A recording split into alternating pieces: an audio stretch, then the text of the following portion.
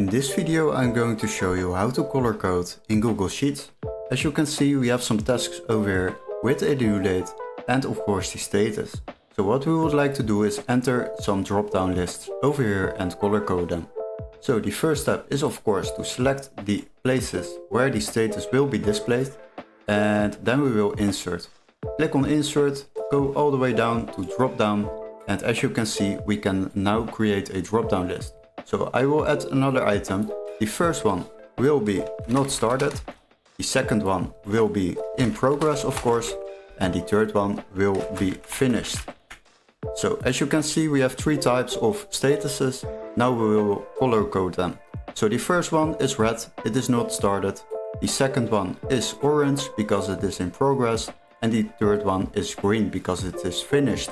Now if we go to advanced options, then we will select the arrow. And as you can see, now there will be displayed an arrow to click on to select the status.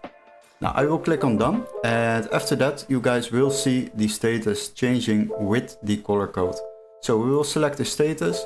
This one is not started, the second one is in progress, and the third one is finished. And as you can see, the color code is applied on this sheet. And this is how you color code in Google Sheets. Hopefully this video was helpful. Don't forget to like and subscribe, and we would love to see you in our next tutorial. Cheers guys!